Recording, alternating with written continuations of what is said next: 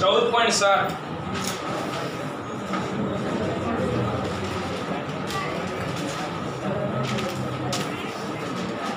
એમાં બીજો પોર્શન જે હતો એ બાકી હતો 14.7 નંબરના દાખલામાં બીજો પોર્શન બાકી હતો રકમ જો એમાં તમને સમીકરણ બીજું આપેલું હતું રકમ જો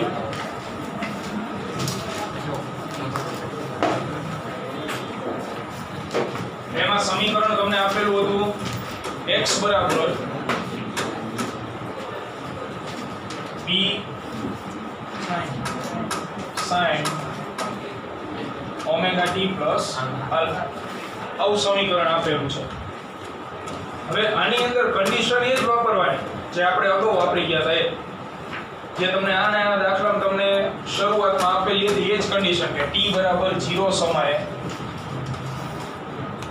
સ્થાન 1 સેન્ટીમીટર છે બીજી કન્ડિશન તમને આપી હતી t બરાબર 0 સમયે વેગ ઓમેગા સેન્ટીમીટર પ્રતિ સેકન્ડ છે અને ગોતવાનું કીધેલું છે આપણને પ્રારંભિક કળા તો હવે પ્રારંભિક કળા શું ગણાય પ્રારંભિક કળા ક્યાં હોય અહીંયા હવે પ્રારંભિક કળા આલ્ફા ગણાય જે ગોતવાની અને કંપ વિસ્તાર તો હવે કંપ વિસ્તાર તરીકે શું છે b જે આપણે ગોતવાનો છે તો આને આ પ્રશ્ન જે હતો એ મુજબ કે અહીંયા ગઈકાલે આપણે સમીકરણ 1 2 અને 3 સુધી આપી ગયા હતા આ ચોથું સમીકરણ દાખલો કન્ટિન્યુ એટલે બાકી મેં કીધું એ બે માંથી કોઈ પણ એક વસ્તુ પૂછાય કા તમને સ્થાનાંતરનું ગઈકાલનું વિધેય આપે કા આજનું વિધેય આપે બે માંથી એક સમીકરણ 4 માં કિંમતો મૂકતા મૂકો કિંમત તો કિંમત મૂકી આપણે x ની જગ્યાએ 1 ઇક્વલ b તો ગોતવાનો છે sin ઓમેગા m ના t ની જગ્યાએ કેટલા મૂકવાના થાય 0 પ્લસ આલ્ફા એ મેળવવાનું પાછો તો આ થઈ જશે 1 b sin આ પદ 0 વધે આલ્ફા એટલે b sin alpha equal to સમીકરણ નંબર 5 તૈયાર હવે તમને કિંમત કોની આપેલી છે વેગની તો વેગનું સમીકરણ આપણે મેળવવા જવું પડે કારણ કે આ વખતે સ્થાનાંતર cos વિધેય મુજબ નથી ઓલી વખતે cos વિધેય મુજબ હતું તો એનું સ્થાનાંતર આપણે ચેપ્ટરની અંદર ઓલરેડી મેળવી લીધું છે હવે તો વિકલન કરીને મેળવવું પડશે જે ગઈકાલે આપણે મેળવ્યું હતું તો સમીકરણ નંબર 4 નું સમયની સાપેક્ષે વિકલન કરતા સમીકરણ 4 નું સમય સાપેક્ષે વિકલન કરતા કરી વિકલન dx dt તો d dt x ની જગ્યાએ શું મુકાય તો એનું સમીકરણ એટલે કે b sin omega t plus alpha આનું વિકલન કરી તો વિકલન કરવા માટે અચળ પદ બહાર કાઢ લો b dy બહાર લઈ લો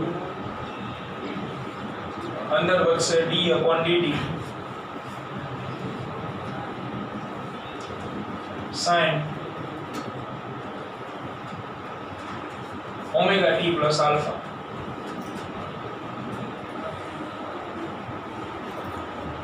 હવે વિકલન કરે sin નું વિકલન cos વિધેય ખૂણો જ્યારે એમ ના તો b cos ઓમેગા t વત્તા આલ્ફા શું નહીં ભૂલવાનું t નો સહગુણક છે ઓમેગા ખૂણાનું વિકલન કરો એટલે તમારે એનો જવાબ શું મળવાનો છે ઓમેગા જ મળવાનો છે આ ઓમેગા એ લઈ લો આગળ એટલે b ઓમેગા cos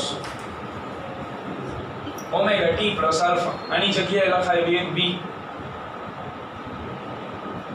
આ વેગનું સમીકરણ તૈયાર હવે તમારામાં કિંમત મૂકવાની બધી, એટલે આ રહી t બરાબર 0 સમયે વેગ બરાબર ઓમેગા.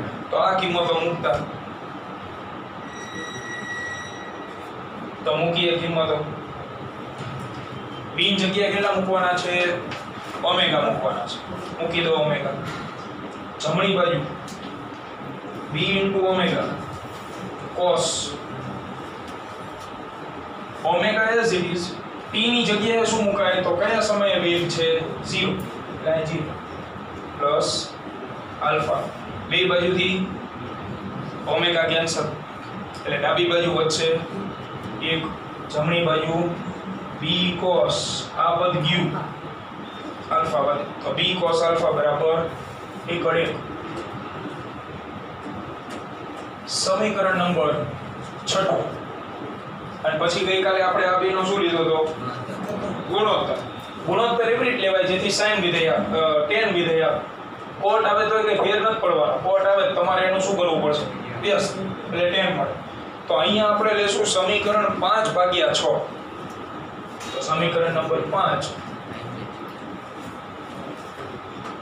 ભાગ્યા 6 લેતા તો બેનો ભાગાકાર લઈ એટલે ડાબી બાજુ b sin આલ્ફા છેદમાં b cos આલ્ફા, જમણી બાજુ 1/1 b ગયા તો sin ના છેદમાં cos tan આલ્ફા = 1. ગઈકાલે કીધું હતું આવા પદ મળશે. બોલો tan ના કયા ગુણાકારની કિંમત +1 હોય? 45 ડિગ્રી. એટલે આલ્ફા નો જવાબ આવી 45 ડિગ્રી. ગઈકાલે કેટલો આવતો હતો? -45. એનો મીનિંગ માત્ર એટલો થાય કે દોલન દરમિયાન આવી દોલન થતા હોય તો ગઈકાલનો જે ખૂણો બનતો હતો ને આ તરફ બનતો હતો એટલે કેવો હતો? માઈનસ. આ જે ખૂણો બને છે એ આ બાજુ છે એટલે કેવો છે? પ્લસ. બીજો કોઈ મીનિંગ નહીં. કારણ શું થયું?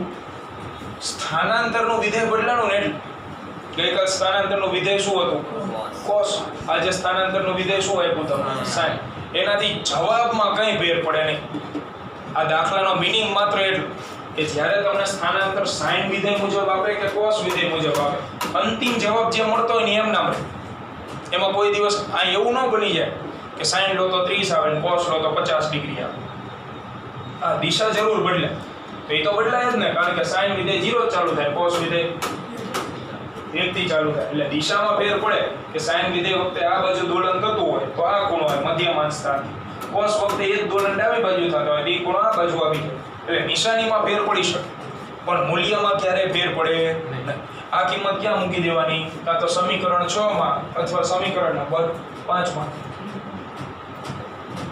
જે સમીકરણ 6 માં મૂકી આવે તો સમીકરણ 6 માં મૂકો આલ્ફા બરાબર 45. તો b cos 45 degree equal to cos 45 1/√2.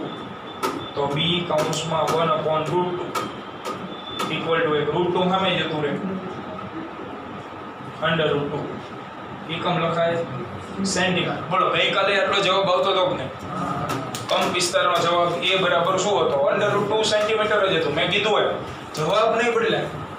તમે સ્થાનાંતરનું વિધેય બદલો, જૂની બુકમાં સ્થાનાંતરનું વિધેય આ જ આપેલું તો વેગનું બદલાઈ જાય, સામે પ્રવેગનું બદલે, વિધેય બદલાય, જવાબ ન બદલે ક્યારે. બરોબર લખના પણ એટલે દાખલો લેંધી પણ કોઈ પણ એક પોર્શન પૂછે.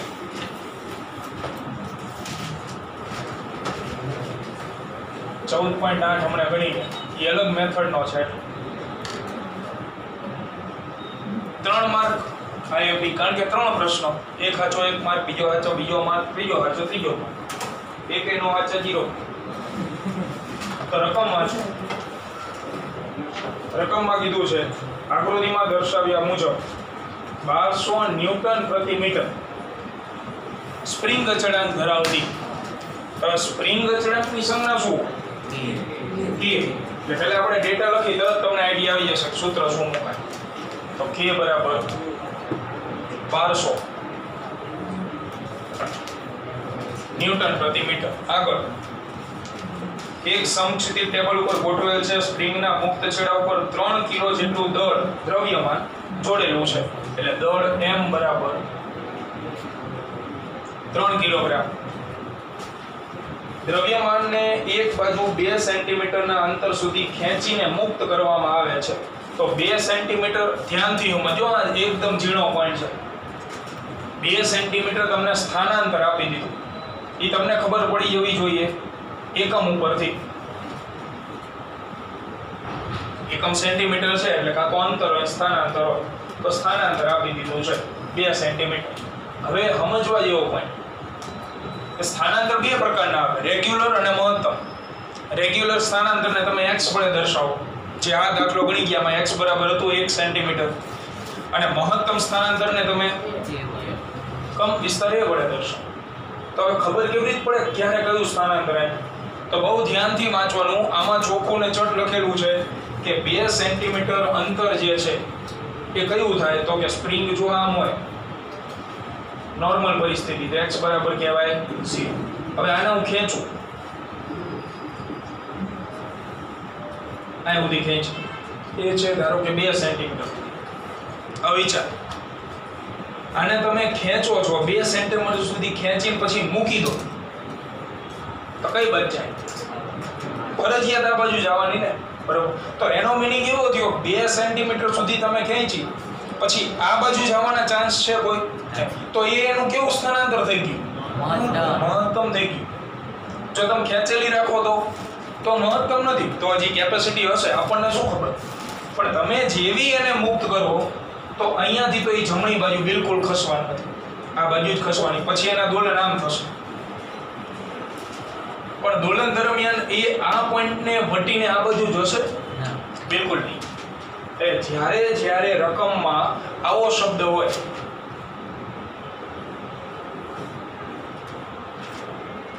મુક્ત કરવામાં આવે છે, વેરી ડેન્જરસ। કારણ કે આનો મીનિંગ શું થયો કે તમે જ્યારે એને ખેંચીને મુક્ત કરો છો તો એ પછી ત્યાંથી જમણી બાજુ કે ત્યાંથી ડાબી બાજુ દબાઈ હોય ત્યાંથી ડાબી બાજુ જવાનું નથી। તો મુક્ત કરી દીધી હોય તો તમે એને મહત્તમ પોઈન્ટ સુધી જ ખેંચેલી હોય, પછી મુક્ત કરો તો આ એનું મહત્તમ સ્થાનાંતર જ થયું। એટલે આ જે આપેલું હોય તમને એ ક્યારેય સાદું ન હોય, મહત્તમ સ્થાનાંતર જો આવું આપે તો મહત્તમ સ્થાનાંતર એટલે તો શું થાય? કંપ વિસ્તાર એ થાય। એટલે આને કહેવાય a બરાબર 2 સેન્ટીમીટર। ચોખ્ખું લખીને ક્યારે નહીં આપે, JEE માં તો હાવ નહીં આપે। અત્યાર સુધી શરૂઆતના 1-2 દાખલા ગણ્યા તેમાં ચોખ્ખું લખતા હતા કંપ વિસ્તાર, કંપ વિસ્તાર, કંપ વિસ્તાર। હવે ભૂલી જવાનું, એવું આપે જ નહીં, ઇનડાયરેક્ટલી કહી દેતા કે તમે એને ખેંચીને મુક્ત કરો છો, એ આડી સ્પ્રિંગ હોય ઊભી સ્પ્રિંગ હોય, ખેંચીને તમે મુક્ત કરો તો એના જે દોલન થતા હોય એ મહત્તમ સ્થાનાંતરને અનુરૂપ જ થાય મુક્ત કરો પછી। તો જ્યારે રકમમાં તમે આ શબ્દ જોઈ ગયા અંડરલાઈન ધેટલાઈન આવો આપ્યો છે, જો જૂની ચોપડી હશે તેમને કરાવી છે મેં, મુક્ત કરવામાં આવે તો એનો મિનિંગ જ થાય કે એ તમને મહત્તમ સ્થાનાંતર આપેલું છે, અને મહત્તમ સ્થાનાંતરનો બીજો મીનિંગ થાય કંપ વિસ્તાર। તો રકમ ઉપરથી ગોતતા આવડવું જોઈએ, કંપ વિસ્તાર હવે લખીને જ નહીં આપે તમને। તો આ મીટરમાં છે સ્પ્રિંગ અચળાંક, તો આની મીટરમાં ફેરવવું પડે, 2/100 0.02 મીટર। આ ડેટા થઈ ગયો પૂરો। અને હવે આકૃતિની નીચે રકમ આપેલી, કઈ કઈ વસ્તુઓ ગોતવાની આપણે બરાબરથી મેળવતા જઈએ। પેલું શું કીધું? દોલનોની આવૃત્તિ। આવૃત્તિ એટલે f કે ઓમેગા? f થાય ને, ઓમેગા એટલે કોણ થાય? આવૃત્તિના 2π ગણાને કોની આવૃત્તિ કહેવાય? પહેલો પ્રશ્ન, દોલનની આવૃત્તિ f। તો f બરાબર દોલનની સંખ્યા છેદમાં લાગતો સમય, એટલે એનું બીજું જ આપણે સૂત્ર મેળવ્યું હતું 1/T। બિલકુલ મૂંઝાવાનું નહીં, શાંતિ સોલ્વ કરી જાવ, દાખલા થઈ જ જાય હેલા એકદમ। ઉપર જોવાનું કેપિટલ D ક્યાં દેખાય છે? નથી, તો કઈ વાંધો નહીં, અટકો અહીંયા સમીકરણ આપો। હવે મારે ગમે એમ કરીને કેપિટલ D ગોતવો પડે, તો આપણે 3 સૂત્ર તારવાની ભણી ગયા છે। પહેલી વેગની, એમાં કેટલા સૂત્ર આવ્યા? વિધેયવાળું સૂત્ર શું હતું? -a omega sin omega t plus y. વિધેય વગરનું શું હતું? પ્લસ ઓર માઇનસ ઓમેગા વર્ગમૂળમાં a square minus y square. ખાસ કિસ્સામાં મહત્તમ વેગ કેટલો આવ્યો હતો? તો y સ્ક્વેર y ની જગ્યાએ શું મૂકતા હતા? 0. મધ્યમાન સ્થાને હતો ને એટલે. તો v મેક્સિમમ મેળવું હતું આપણે plus or minus a omega. આ વેગનો વહીવટ પ્રવેગ. તો પ્રવેગ બરાબર હતું minus a omega square cos omega t plus 5. વિધેય વગરનું હતું માઇનસ ઓમેગા સ્ક્વેર y અને a મેક્સિમમ શું હતું? Minus omega square. આની જગ્યાએ મહત્તમ સ્થાનાંતર a આ મહત્તમ હતો. અને ત્રીજું 3 માર્કનું સમીકરણ આપણે તારવી ગયા હતા આવર્તકાનું, જે હતું t બરાબર 2π √m અપોન a. તો એ મૂકો, કારણ કે બીજો કોઈ આપણી પાસે વિકલ્પ છે t શોધ્યા સિવાયનો? બિલકુલ. તો એને જ ગોતવું પડે. હવે જુઓ ડેટા m આપેલ, k આપેલ, તો t મળી ગયો, તો f મળી જાય. બરાબર. મૂકીએ કિંમત 2 × 3.14 વર્ગમૂળમાં m ની જગ્યાએ 3 ભાગ્યા 1200. તો 3 ભાગ્યા 1200 કરો, એનું વર્ગમૂળ કાઢો, ગુણ્યા 3.14 ગુણ્યા 2 કરો. 0.314. એકમ શું લખશો? હે મીટર? હર્ટ્ઝ. સેકન્ડ આવે ને ભાઈ? શું કહીતું તમે? આવૃત્તિ કહીતી કે સમય? સમય એટલે સેકન્ડ. આને સમીકરણ 1 માં મૂકો એટલે જવાબ આવે સરસ મજા. તો f બરાબર 1/t. t કહેતા 0.314. 1 ભાગ્યા 0.314 3.18. હવે એકમ શું લખાય? સેકન્ડ ઇનવર્સ અથવા હર્ટ્ઝ, બેમાં ગમે એ ચાલે. સેકન્ડ ઇનવર્સ એ લખી. હવે બીજો પ્રશ્ન વાંચો. શું પૂછ્યો છે?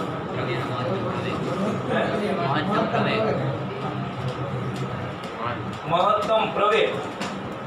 મહત્તમ પ્રવેગ હમણાં જ ભણી ગયા આપણે. અહીં લખો મહત્તમ પ્રવેગ. તો a મેક્સિમમ ઇક્વલ ટુ, તો વિધેય વગરનું સૂત્ર આપણી પાસે છે માઇનસ ઓમેગા સ્ક્વેર y. અને ખાસ કિસ્સામાં આપણે મેળવેલું હતું y ની જગ્યાએ મહત્તમ પ્રવેગ ક્યાં હોય? મધ્યમાન સ્થાને કે અંત્ય બિંદુ હોય? અંત્ય બિંદુ હોય, કારણ કે અંત્ય બિંદુએ વેગ શું થઈ ગયા તો 0. અંત્ય બિંદુ એટલે x બરાબર અથવા y બરાબર પ્લસ ઓર માઇનસ a થયું. એ તમે મૂકતા હતા તો તમને મહત્તમ પ્રવેગ મળતો તો માઇનસ ઓમેગા સ્ક્વેર a. એમાં ઋણ નિશાની તો દિશા દર્શાવે. જો મારે મૂલ્ય લખવું હોય તો હું ઋણ કાઢી નાખીશ. ઓમેગા સ્ક્વેર એ કૌંસમાં ઉલ્લેખ કરી દેવાનો કે આપણે શું ગોતી રહ્યા છીએ?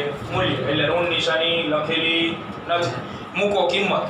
બોલો ઓમેગાનું કિંમત આપણી પાસે ડેટામાં જુઓ નથી. તો ઓમેગાના કેટલા સૂત્ર હતા? 2 વ્યાખ્યા આવી હતી. આવૃત્તિના 2π ગણાને 2π f ની કિંમત છે તમારા આગળ, એટલે વ્યાખ્યાઓ કરવી જરૂરી. ઓમેગા જગ્યાએ મૂકો 2π f એનો વર્ગ ઇન્ટુ a વર્ગ કરી 4π square f square into a બધી કિંમત છે. તેથી a મેક્સિમમ બરાબર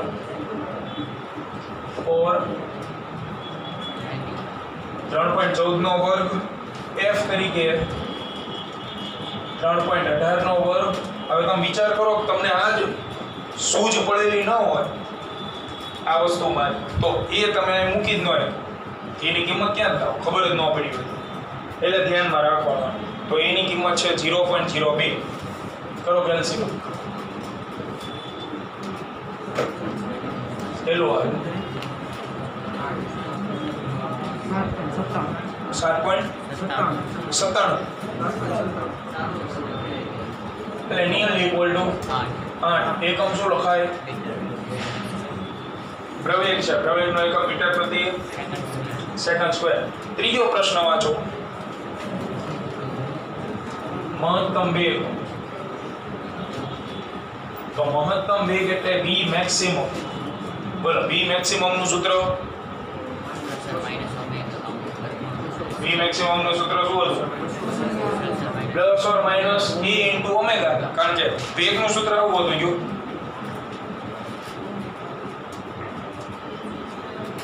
વિધેય વગર. વેગ મહત્તમ ક્યાં હોય? મધ્યમાન સ્થાને. મધ્યમાન સ્થાને y જગ્યાએ શું મુકાય? 0. એટલે આ q a સ્ક્વેર વધતું a સ્ક્વેર નો વર્ગમૂળ તો પ્લસ ઓર માઈનસ શું વધે? Omega into a. અને પ્લસ ને માઈનસ તો દિશા દર્શાવે. જો મૂલ્ય લખો તો નિશાની ઉડાડો, પણ કાઉન્સમાં લખવાનું કે આપણે મૂલ્ય લખીએ છે, મૂકીએ કિંમત. ઓમેગા જગ્યાએ 2πf ઇન્ટુ a, પાછો ગુણાકાર 2 ગુણ્યા 3.14 ગુણ્યા 3.18 અને ગુણ્યા 0.02 0.4 મીટર પ્રતિ સેકન્ડ. આ જો હેલા અને આના 3 માં ઘાના. તો શરૂઆત એટલી તમને સૂત્રો કડકડાટ યાદ હોવાનું. સૂત્ર યાદ રાખો એટલે દાખલામાં બીજું કાંઈ નથી. સૂત્ર મૂકો જવાબ આપો, સૂત્ર મૂકો જવાબ આપો.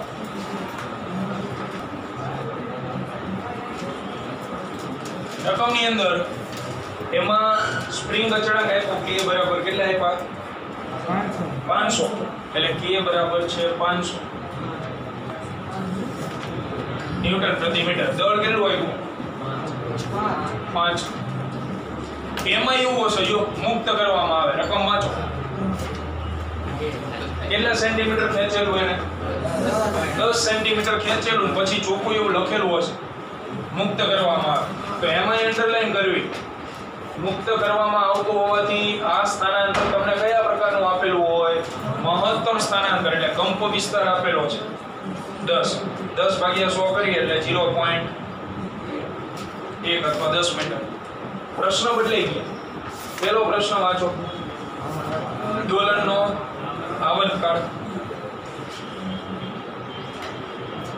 તો આ જ રીતે દોલનનો આવર્તકાળ t બરાબર 2π√m/k. બીજો પ્રશ્ન શું પૂછ્યો? મહત્તમ ઝડપ. અને ત્રીજો મહત્તમ પ્રવેગ. આ જ રીતનો દાખલો. તો t બરાબર 2π√m/k.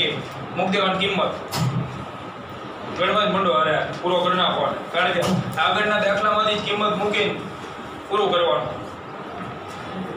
વર્ગમૂળમાં દળ છે 5 અને k છે 500. 5 ભાગ્યા 500 નું વર્ગમૂળ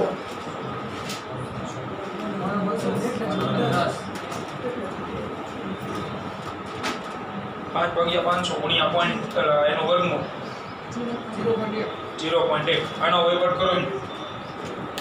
3 દુ 6 એટલે 6 પણ 0.628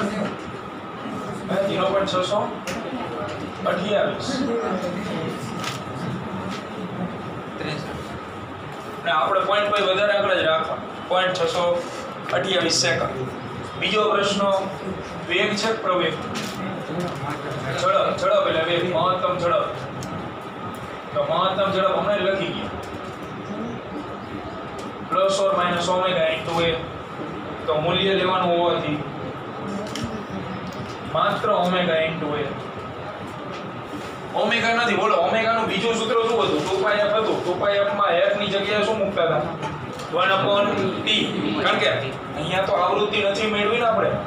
અહીંયા શું મેળવવું છે? t.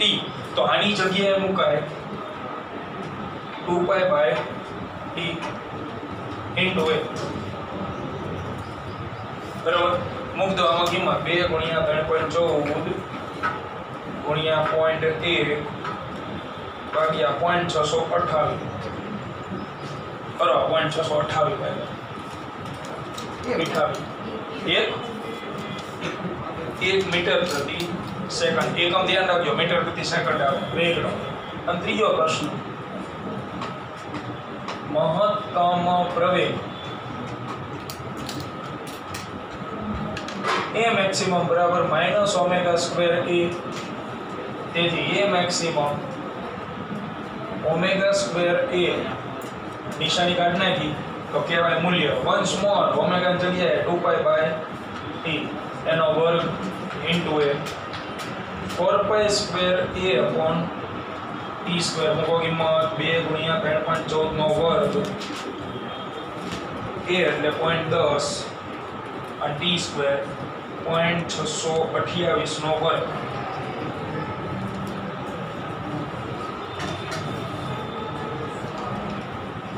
કેટલું હોય 10 મીટર પ્રતિ સેકન્ડ સ્ક્વેર.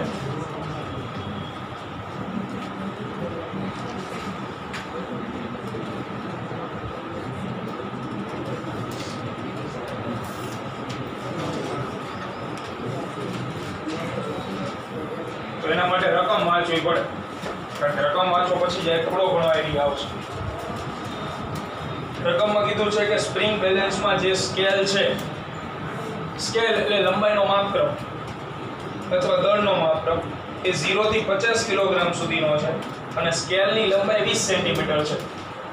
એટલે સ્કેલ દળનો, એની અંદર શું દળનું માપક્રમ આપેલું છે, પણ એ સ્કેલની લંબાઈ કેટલી છે 20 સેન્ટીમીટર. આ કાંટા ઉપર લટકાવવામાં આવેલ પદાર્થને સ્થાનાંતરિત કરીને મુક્ત કરવામાં આવે છે તો 0.6 સેકન્ડના આવર્તકાળ સાથે દોલિત થાય. પદાર્થનું વજન કેટલું, પહેલા આકૃતિ સમજો. આ રીતે સ્પ્રિંગ આપેલી, ધ્યાન આપજો, જેના છેડે કેપિટલ M દળનો પદાર્થ લગાવેલો છે. હવે આમાં છે ને બે પ્રકારની એમને સ્કેલ મૂકેલી. આ બાજુ એક માપક્રમ મૂકેલો છે અને આ બાજુ એક માપક્રમ મૂકેલો. માપક્રમ એવી રીતનો છે કે એક બાજુ દળ દર્શાવે અને એક બાજુ લંબાઈનો ફેરફાર દર્શાવે.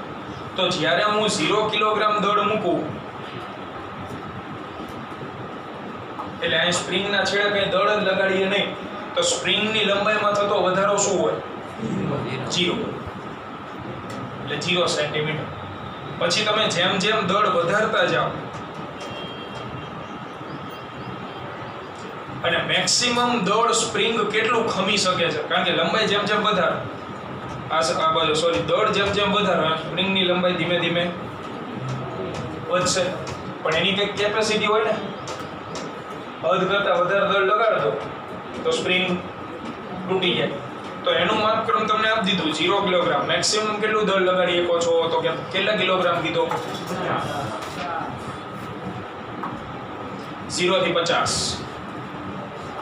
એટલે 0 થી 50 વચ્ચેનું કોઈ પણ દળ આ સ્પ્રિંગ ખમી શકે છે. તો સામે તમે મેક્સિમમ દળ લગાડશો, ધારો કે 50 કિલોગ્રામનો પદાર્થ અહીંયા હું લગાડી, તો સ્પ્રિંગની લંબાઈ કેટલી વધે છે, તો એમને આપી દીધું એને અનુરૂપ લંબાઈનો વધારો કેટલો આપ્યો છે 20 સેન્ટીમીટર. તો એનો મીનિંગ એવો થયો 25 કિલોગ્રામ દળ લગાડશો તો કેટલી લંબાઈ વધે 10. ખબર પડે એમાં? આ સમજવાની કે તમને આ બાજુ દળનું માપક્રમ આપેલું છે, અલગ અલગ ગમે લગાડી શકો. આ બાજુ લંબાઈનો માપક્રમ આપેલો, પણ આ લંબાઈના ફેરફારનો માપક્રમ છે. મૂળ લંબાઈ તો સ્પ્રિંગની કંઈક હશે, પણ નવી લંબાઈ ક્યાંથી નક્કી થશે કે તમે છેડે શું લગાડો છો. 0 કિલો લગાડો તો નવી લંબાઈ, એટલે અહીંયાથી સ્પ્રિંગ નીચે ખસે નહીં. 50 કિલો લગાડવામાં આવે તો સ્પ્રિંગ કેટલી નીચે જતી રહે 20 સેન્ટીમીટર. એવી જ રીતે 25 કિલો લગાડવામાં આવે તો સ્પ્રિંગ કેટલી નીચે જાય, તો કે આનો 10 સેન્ટીમીટર. 5 કિલો લગાડવામાં આવે એટલે આનો 10મો ભાગ, તો આનો 10મો ભાગ, તો 2 સેન્ટીમીટર. એવી રીતે અલગ અલગ કોઈ પણ માપ તમે લઈ શકો. તો આ થઈ ગઈ આકૃતિ. હવે કીધેલું છે વજન બળ ગોતવાનું. તો પદાર્થનું વજન બળ એટલે mg એ ગોતવાનું. તો એના માટે બીજું કંઈ નથી કરવાનું, તમારે આ દળ ગોતી આવવાનું છે કે પદાર્થનું દળ અથવા છેડે લગાડેલો પદાર્થ કેટલા દળનો હશે. એ આપણે ગોતવા.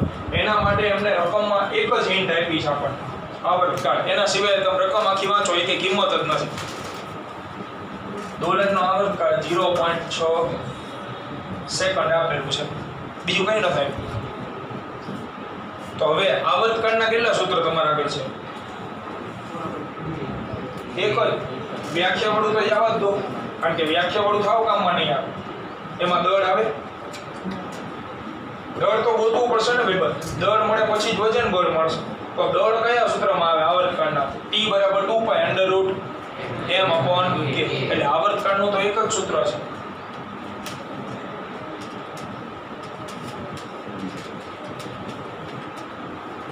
પણ આમાં લોચો થઈ ગયો કે બે અનનોન છે. એક તો નથી આપણી પાસે દળ અને નથી આપણી પાસે k. એટલે અહીંયા પહેલા હું દળ m બરાબર ક્વેશ્ચન માર્ક કરી દઉં અને પછી એના ઉપરથી પછી વજન બળ મળે. તો આપણી પાસે દળે નથી અને સ્પ્રિંગ અચળાંકે નથી. 2 મિનિટનો ટાઈમ આપો, દોડાવો બુદ્ધિ કે તમે શું સૂત્ર વાપરશો. તમારી રીતે જ્યાં તમને જે ઈચ્છા પડે એ પ્રમાણે તમે સૂત્ર બધા જાણો છો, બરાબર. જે સૂત્ર તમારે વાપરવું હોય તમે વાપરી શકો. 2-3 સૂત્ર છે હરીફરી, વધારે કંઈ નવા નથી. વેગ પ્રવેગ તો આવવાનું નથી. બોલો શું કરશો? F = -k, F = -k, 50 newton અને 20 સેન્ટીમીટર, 48 kg. F = -x અને F માં 50 kg અને M ન્યૂટન એટલે 50 ને 10 500 ન્યૂટન અને x = 20 લઈ. 50 ગુણ્યા કેટલા કર્યા? 10. 50 ગુણ્યા 10 થોડા આવે 9.8. 50 g કહું છું.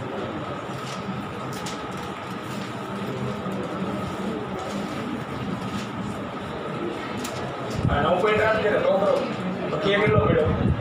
હા બોલ કે પાછું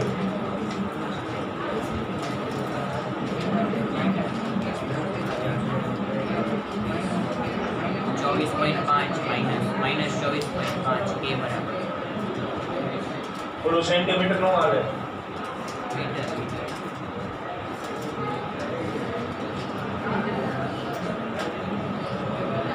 x બરાબર કેટલા મૂક્યા?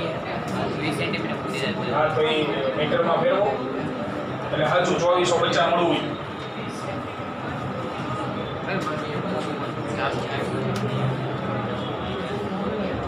તમારે ગમે એમ કરીને કે લાવવાનો. તમારી આગળ કે ના બે જ સૂત્ર, કે ના બે જ સૂત્ર. જો આ દાખલો એટલા માટે મહત્વનો કે આમાં તમે મચશો ને તો આડેધડ જવાબ નહીં આવે. કે ના બે જ સૂત્ર છે. પહેલી શક્યતા મેં તમને કીધી હતી હાઇલાઇટ કરી, m⍵². આની અંદર તમે કિંમત મૂકો તો કે નો જવાબ મળી જાય. પણ શરત દળ હોવું જોઈએ ને. દળ આપણી આગળ છે, એ તો મેઇન પ્રશ્ન જ આપણે કે દળ ગોતવા. તો અહીંયા તમે દળ ગમે ન મૂક્યો. બાકી અહીં 2π/t હાલે, અહીં 2π/t તો આવર્તકાળ છે. તો આ શક્યતા ફેલ ગઈ, દળ આપણી આગળ નથી એટલે. તો હવે એક જ શક્યતા વધે કે બીજી કઈ જગ્યાએ આવ્યો તો આવર્તકાળનું સૂત્ર તારવેલું હતું. એમાં થોડોક ડિટેલમાં તમે જાઓ તો આપણે લખતા હતા પુનઃસ્થાપક બળ F ચલે છે -y અને પછી સૂત્ર લખતા હતા F = -ky. એવું સૂત્ર હતું F = -k × y. અને પછી F ની જગ્યાએ તમે વજન બળ mg લખીને દળ બે બાજુથી દળ અહીંથી લેવા થાય એ સૂત્ર પહેલા મૂકી. પુનઃસ્થાપક બળ આ ધ્યાનમાં રાખજો, ગમે ત્યારે કામમાં આવશે આ વસ્તુ રે. તો પુનઃસ્થાપક બળ F = -ky હતું. એમાં માઇનસ નિશાની એવું દર્શાવે કે પુનઃસ્થાપક બળ હંમેશા બાહ્ય બળની કેવી દિશામાં હોય? વિરોધ દિશામાં. તો બાહ્ય બળ કેટલું લખાય ભાઈ? કેવાય બાહ્ય બળ કઈ અલગ ન હોય.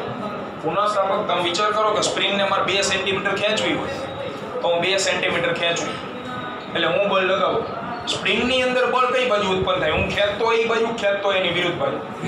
વિરુદ્ધ. એ વિરુદ્ધ બાજુ જે બળ ઉત્પન્ન થાય ને એ સ્પ્રિંગને મૂળ સ્થિતિમાં લઈ જવાનો પ્રયત્ન કરે. એટલા માટે એને શું કહેવાય? પુનઃસ્થાપન. એટલે આગળ શું આવે? માઇનસ. અને તમે બળ લગાવો છો એ બાહ્ય બળ થયું. તો બાહ્ય બળ ધન એટલે આવે, કારણ કે તમે લગાવેલું બળ છે. એટલે F બરાબર આટલું ને આટલું લખાય પણ કહેવાય. અને આનો આખા ચેપ્ટરમાં બધે ઉપયોગ આવશે. છઠ્ઠા ચેપ્ટરમાં તમે ભણી ગયા. પુનઃસ્થાપક બળ લખો, બાહ્ય બળ એટલું ને એટલું, પણ કેવું લખવાનું? ધન. હવે આની જગ્યાએ હું મૂકું છું mg, વજન બળ, સ્મોલ m ઇન્ટુ g અથવા capital M into g. Capital M મૂકતા કારણ કે કેપિટલ M એટલે તો છેડે લટકાવેલ પદાર્થનો દળ છે. સ્મોલ m કોણ છે? આમાંથી લેવાનું દળ. કારણ તમે સ્મોલ m જેટલું પસંદ કરશો એટલું સામે શું મળશે?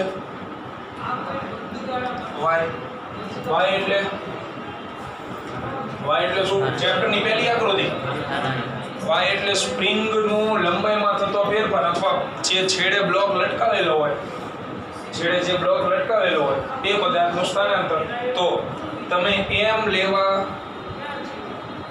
છૂટ છે. તમને સ્મોલ m જે લેવો હોય આમાં.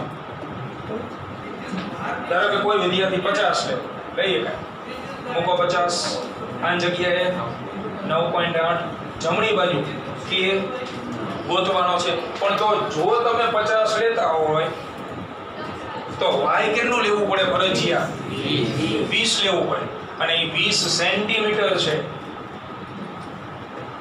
સેન્ટીમીટરના મીટરમાં ફેરવો તો 0.20 થાય. ધારો કે કોઈ વિદ્યાર્થી 25 કિલોગ્રામ લે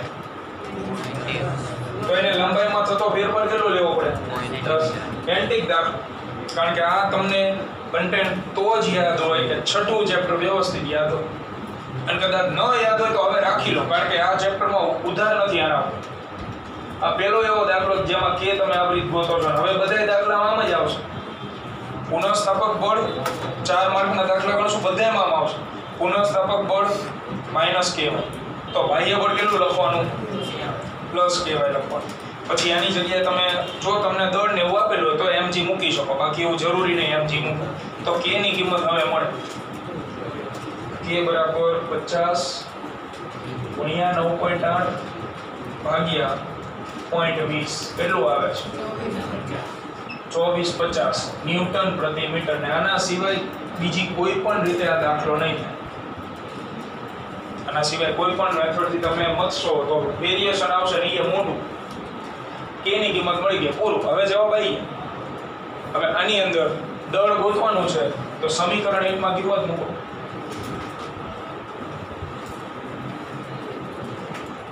તો t ની કિંમત 0.6 2 ગુણ્યા 3.14 અને વર્ગમૂળમાં કેપિટલ M અને k ની જગ્યાએ 2450. તો પહેલા તો વર્ગમૂળમાંથી કેપિટલ M ને કાઢવો પડે. બે બાજુ શું લઈ લો? વર્ગ. તો 0.6 નો વર્ગ 2 ગુણ્યા 3.14 એટલે 6.28 થઈ ગયા એનો વર્ગ. અને અહીંથી વર્ગમૂળ ગુણ 2450 દળને કરતા બનાવો. 0.6 નો વર્ગ ગુણ્યા 2450 ભાગ્યા 6.28 નો વર્ગ. હોતો કેટલું આવે? 219. 22.36 કેમ આટલો બધો ઓપન? 22.36 કિલોગ્રામ. એને તમે વજન બળમાં મૂકો એટલે એને ગુણ્યા 9.8 કરો એટલે હવે જવાબ આવે. આટલું દળ છેડે લટકાવેલું હોય. વજન બળ mg 22.36 ગુણ્યા 9.8 કેટલું આવે? 65 થી જોઈને કીધું તો ને તો વાત 19.16 એકમ. આ 16 બાર નિયરલી ઇક્વલ ટુ 219 લખવાનું. 219.16 219.12 એકમ શું લખાય? વજન બળનો ન્યૂટન. અત્યંત મહત્વનો દાખલો, કારણ કે આમાં તમે મથો તો છઠ્ઠું ચેપ્ટર આવે. કપના પર. અને આમાં હળકતો પ્રશ્ન સ્મોલ એમ ને કેપિટલ એમ. આ સ્મોલ એમ એટલે કે ઈ તો ગોતવાનો એટલે ઈ છેડે લટકતો પદાર્થ ગોતવાનો. અહીં તો ગમે એ મૂકી